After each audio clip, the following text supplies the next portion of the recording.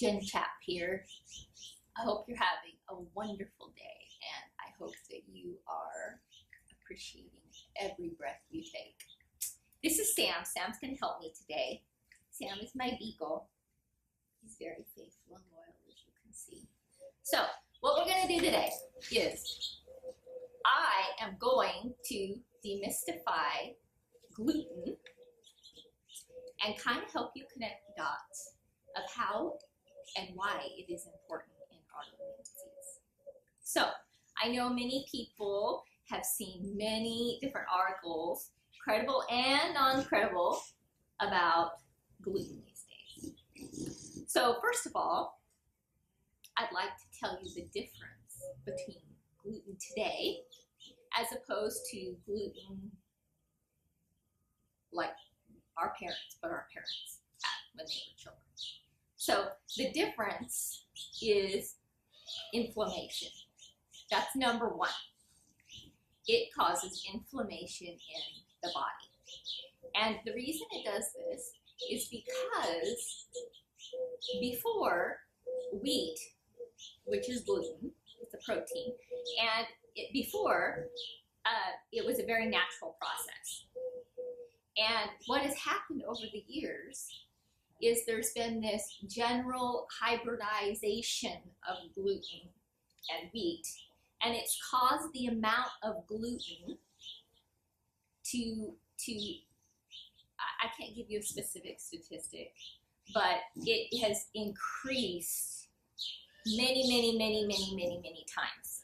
So when a person is consuming, whether they're consuming pasta or bread or whatever, they are basically consuming a lot more gluten than what they used to, okay, than 50 years ago. That's kind of the gist of it.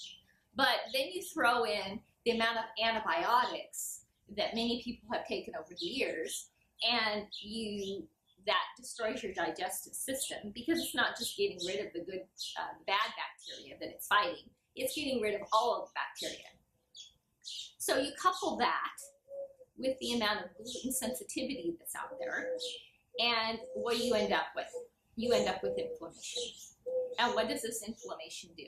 Well, it's not just celiac disease, because a lot of people think, well, I don't have celiac disease, so therefore I do not have a gluten problem. Well, that may or may not be true, but a lot of gluten insensitivities come from a neurological standpoint. And I'm going to throw out a couple of names here. It's not because it's because I want you to understand that this is a credible source. Okay, if you look up Dr. David Perlmutter, he wrote a wonderful book called The Grain Brain. He's written there are a lot of other people out there that I could give you like different studies, but basically what it boils down to is the fact that up to 30% of our population, those who ingest these types of glutens, the effects that 30% of the population absolutely have these gluten problems. But how they come out is neurological. They're not coming out as gut symptoms. So people can have them without even realizing and not having any gut discomfort whatsoever. So that's amazing. So what does that do? Basically what it does is that instead of inflaming your digestive system, it inflames your brain.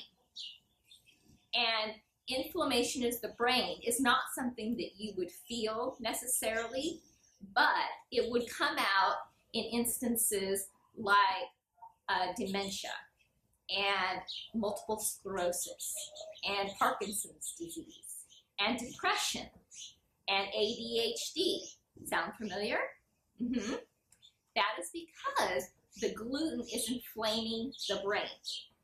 So what I'd like to do today is not only explain a lot of those parts of gluten that a large part of the population doesn't understand, but I also want to explain why this is important to me, because I think that if you understand how my journey has kind of progressed, a lot of people are given a lot of statistics, but they may not hear a person's personal experience, because I could argue, you can argue any statistic in the way something is worded, till you're blue in the face. But I'm just going to tell you that since we're all different, this is how it has affected me. So, from the very beginning, like I said in my other videos, I think Sam wants to get down. Go ahead, baby. So, my migraines have been around since I was a child. And, I battled them. Those who have chronic migraine disease, you know what I'm talking about. And it got to the point over, a couple summers ago, where I basically had a headache the entire summer, and not just a headache, a migraine. So I went to my general MD, and he decided to do an MRI. And I think, we were both just kind of thinking that it was a precautionary, thing to do.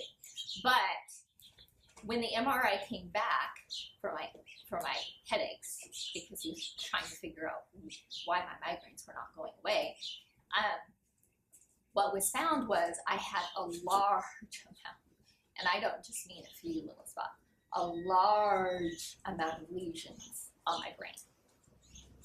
So that kind of started a new path, and I was immediately referred to other institutions in my area that specialize in this. They're really prominent places for healthcare, and so I got referred to an MS doctor, because people with lesions on their brain, specifically certain areas of the brain that have the lesions, there is known as MS, or multiple sclerosis. So I was immediately referred to an MS doctor, which you can imagine is a very scary thing, and neurological muscle-related disorders kind of run in my family. So you couple that with the autoimmune thyroid problem I already have, and my family history, and you can imagine where my mental state was. I was very scared. So I go to the MS doctor, and basically what they find after very intensive, they kind of study me basically, and 2 different institutions did this where I live. And they come to the conclusion that all of these lesions on my brain, I don't have MS. I have migraine-related lesions, and a lot of people don't. And I'm so thankful that I was able to go to these places, because I could have been treated for MS and given very harsh drugs to treat that, but they discovered that all of these lesions are due to migraines. So the migraines were causing lesions, which is something, of course, in years before, they didn't know about, because they didn't have MRIs that could do such intensive, studies of those parts of your body. So since the lesions were in different parts of my brain, okay, they were very, very similar to MS, and the fact that I was basically to the point where I wasn't able to get up out of bed, I had to make a decision. I had to make a decision whether I was going to try to use these mind-numbing drugs, and I'll just throw that out there, where they gave me Topamax, and it was not a pretty experience. So I had to decide, what am I going to do for the rest of my life? So what I did was I decided, and I hope that the reason I share this is it gives it credibility, but I also hope that it gives someone else out there hope. Hope that you can figure this out. You have a brain, and you know your body, and you don't have to do what everyone else is telling you to do. So when I was out of town one of these days, at one of these doctor's appointments, I picked up this book. It's from Dr. Terry Ball. And a lot of people, even today, may not understand why why I follow and trust her so closely. And they look at it and they think, because the name of this book is A Radical New Way to Treat All Chronic Autoimmune Conditions Using Paleo Principles. And she has MS. If you would like, actually, I'll drop a couple of things you can watch. It's called Minding Your Mitochondria by Dr. Terry Walls on TEDx Talks. And it's a great, great introduction. And a lot of people don't understand why I would follow her since she has MS. That's why. It's because pretty much this is the reason why I am walking and talking and able to get out of bed, is because of following this book. So if you have an autoimmune condition, and that includes, like I said before, any of the neurological issues, including epilepsy, schizophrenia, any of those things, as well as other autoimmune conditions, such as, a celiac disease or arthritis or thyroid conditions, it applies so much to this book. So if you're interested in really, really learning and following step by step, this is a person that I trust. And there are not very many people today that I can say that. So this book is a very important principle. It basically covers, because this is what she did, is exactly what I'm talking about. She was given all the drugs for her autoimmune conditions, and she decided one day, a doctor herself, wait a minute, what have I been taught? I think that there's another key to this. So she started her journey with nutrition and discovered that she went from a wheelchair to walking and riding a bike within 6 months. So that's the missing link that brings in the gluten, because the gluten affects not only my migraines, which is a statistic in itself. Gluten affects the brain. It makes it inflamed for a lot of people, and I am obviously one of them. And gluten affects the brain in the sense of other autoimmune conditions. So if you stop ingesting the gluten, then the inflammation in your body goes down and you can start to heal and everything else balances. There's so many variables that are included in this. So many variables. I mean, it extends all the way from hormones to balancing hormones to the enzymes in your gut to all the inflammation in your brain and depression. It's just endless, okay, the amount of positive reactions it could have in your brain. So next step, this is the next step.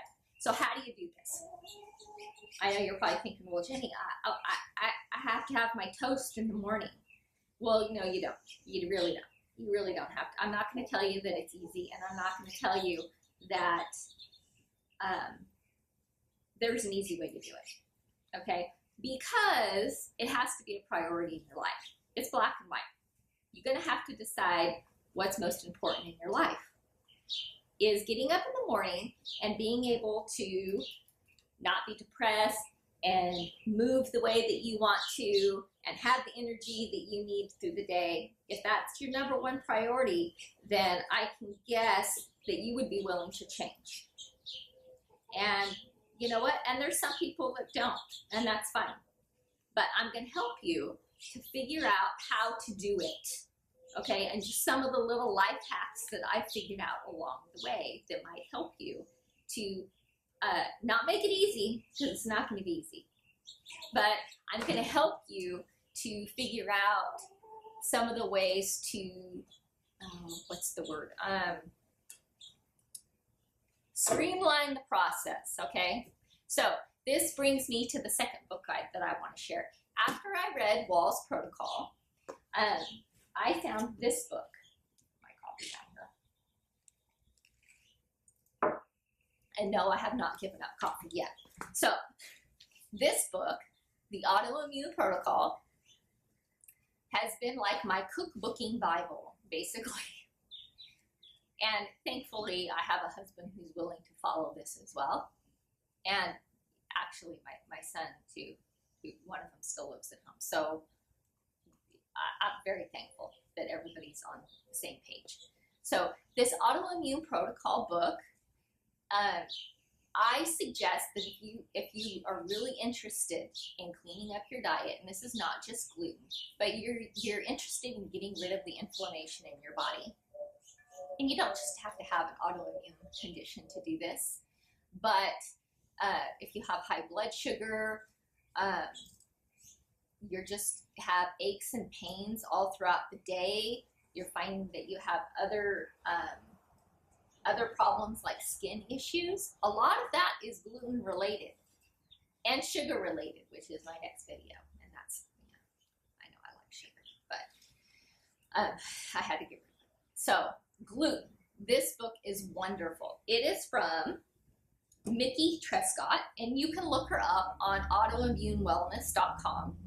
I am so thankful for these people. These people, again, are not people who are started their process by basically buying into the cog and wheel and financial buy-ins of big business and media and such.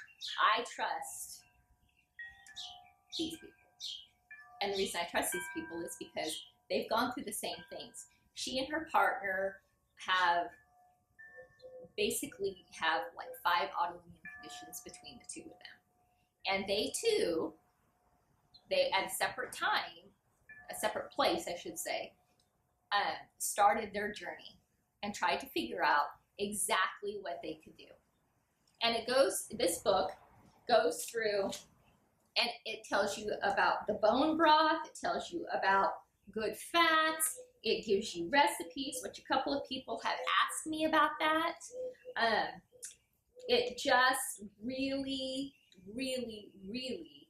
breaks it down and helps you understand which foods will flare up your immune system to cause that inflammation and which foods will calm it down. And I don't want to oversimplify this, but a good way to think of this, and please don't email me and tell me I've made a generalization because I know that I have. But to understand the immune response for autoimmune conditions, try to think of it as you have your immune system, okay? Your immune system you have a natural bent to your body, right? Like in the way that it's going to respond to outside influences.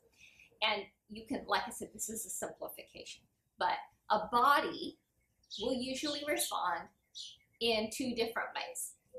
Your immune system could run hot, which means that it's going to be sensitive to outside stimuli. It's going to be sensitive to what you ingest. It's going to be trigger happy, so to speak. So that's where autoimmune conditions run into the problem. Your system runs hot, everything's going to fire, okay? And all this stuff is happening, and your immune system is strong, yeah, but it's not fighting what it needs to be fighting. It is starting to attack healthy tissue, which is how an autoimmune condition happens. So when it starts to attack your thyroid gland, it starts to attack your joints, it starts to attack the myelin sheath in your brain, it starts to attack all of these things. The outcome needs to be that you take you take foods into your body and other things in your environment that are going to calm that rapid firing down, okay?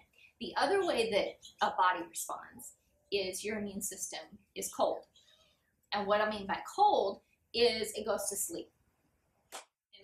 And what happens? Cancer. That's what happens. Okay? Your immune system does not fight that foreign material as opposed to running hot and going crazy.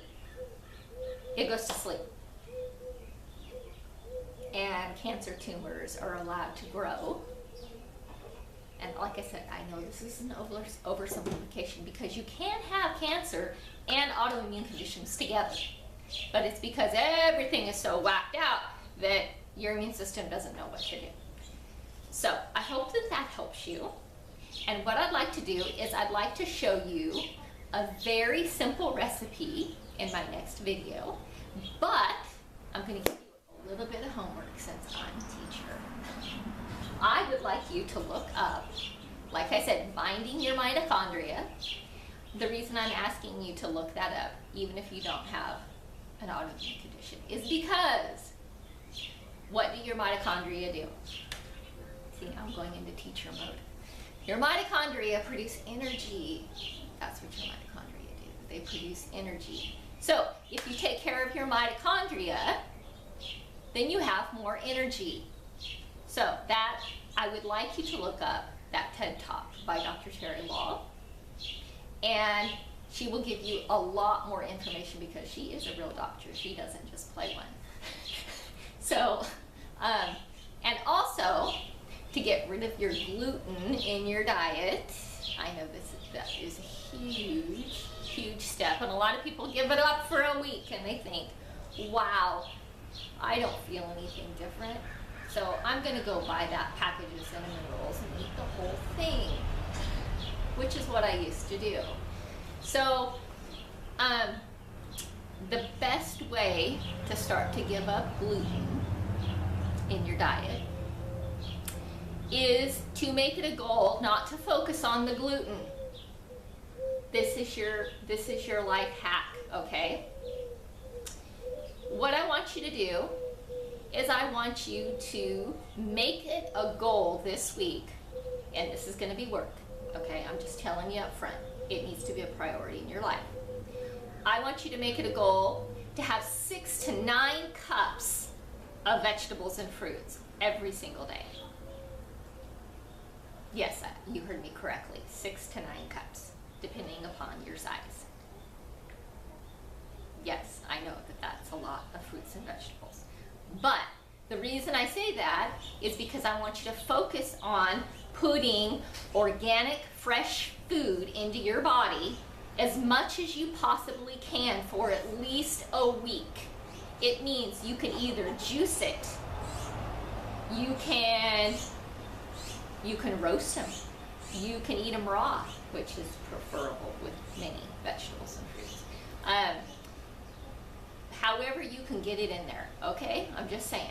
6 to 9 cups of vegetables and fruits, preferably organic. And you know what this is going to do? It's going to do 2 things. Number 1, it's going to get your mind off of the lack of bread that you want so badly, and cookies and cake. I'm not even going to go there. And 2, it's going to fill up your system, and you're going to get completely full, okay, on fruits and vegetables.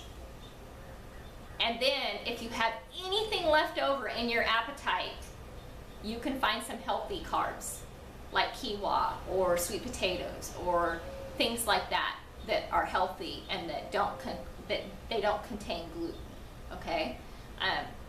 That's basically, if you do that for 1 week, I'm not going to say that you're going to be a brand new person. In fact, in a week, you might actually feel a little worse, just saying, because your body starts to detox and it starts to come out in your hair and your skin and everything, and it's starting to get rid of all that, no pun intended, crap in your body, okay? So do that and come back in a week. I would love to hear comments about how this has gone for you. One more life hack before I tie it up for the day, okay, is when you have that many fruits and vegetables in your body, yeah, you're going to find that there might be a little hiccups, okay, with your digestive system. So take it slow, okay, maybe even spread it out over the next couple of weeks. But the other thing is a lot of people say, and I was one included, A lot of people say, well, if I just have a bunch of fruits and vegetables and protein and just a little bit of carbs, I'm going to be hungry. I'm going to be hungry all day. Okay, this is how you get away from being hungry. And this really works. So try it. What do you got, you know? Just try it. Is if you consume healthy fat, meaning full fat coconut milk, avocados, coconut oil, olive oil, nuts, all of these things that have healthy fats in them, the fat is going to sustain you, and it will it will help you to feel full. It will help you, it will tell your brain, okay, we're satisfied now. Because what is the brain made out of? It's made out of mostly fat. So what does it need? It needs good fat. So if you focus on the good things for your body, and you focus on filling yourself up with as many nutrient-dense foods as you possibly can, then number one, you're loving yourself. Because what you put in your body either heals you or poisons you. So I want to leave you with that today, and I want to encourage you that if you are getting anything from these videos, please comment on the YouTube channel. Please give me a thumbs up or a thumbs down. Please clarify any information, because I would like to know whether I should keep going or if I should just let it alone. Because I have seen quite a few people, and they've asked me when the next video is coming. But I need your feedback. I need to know what you want to learn. I need to know if this information is helpful, because I really do want to make a difference. So, have a great day, and this is the Jen Chat channel closing off.